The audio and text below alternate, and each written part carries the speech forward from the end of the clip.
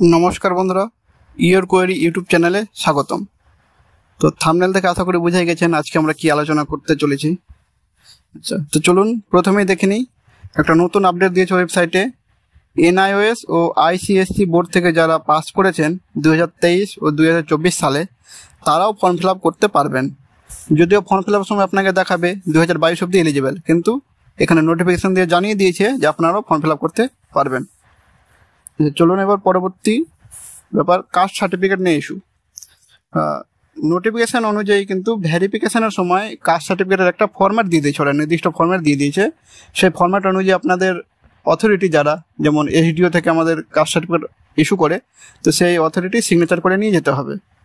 তো এবার বলি এসসি এসটির ক্ষেত্রে সেই ফরম্যাটে যদি না নিয়ে যায় তাতেও সেরকম কোনো সমস্যা আমি এখন পর্যন্ত দেখিনি।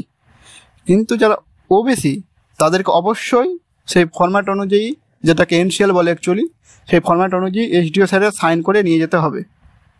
আর ইডাব্লিউএসদের ক্ষেত্রে কোনো ব্যাপার নাই, তারাও চাইলে সে ফরম্যাট দেওয়া আছে ওই অনুযায়ী নিয়ে যেতে পারে, কিংবা যেটা সার্টিফিকেট আগে ইস্যু হয়েছে সেটাও নিয়ে যেতে পারেন।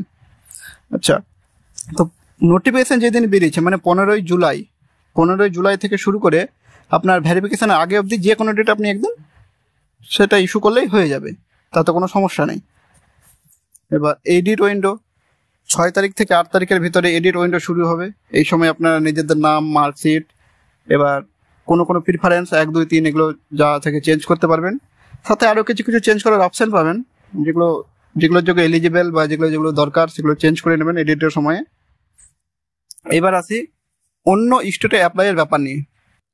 তো অনেকের অনেক রকম কোশ্চেন, যারা আসামে বিশেষ করে অ্যাপ্লাই করছেন তাদের তো অনেক রকম কোশ্চেন, যে সেখানে থাকতে হলে ডোমিসাইল লাগে কিনা, বা অনেকের অনেক সমস্যা।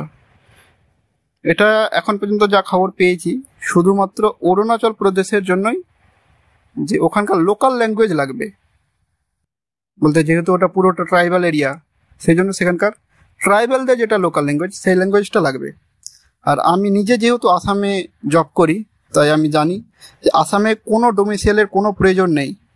আপনি যেখানে পাবেন সেই পোস্ট অফিস এরিয়ার ভিতরে একটা রেসিডেন্সিয়াল বা অ্যাকোমোডেশন দিতে হয়, যে হ্যাঁ আমি অমুকের বাড়িতে ভাড়া থাকছি, ওনার আধার কার্ড, প্যান কার্ড, একটা সই, এরকম করে জমা দিলে হয়ে যায়। কোনো ডোমিসাইলের প্রয়োজন নাই, কোনো রকম ভ্রান্ত ধারণায় থাকবেন না। আমি নিজে এখানে জব করি, আমি নিজে জানি। সো আপনারা নির্দ্বিধায় অ্যাপ্লাই করুন, কোনো সমস্যা নেই।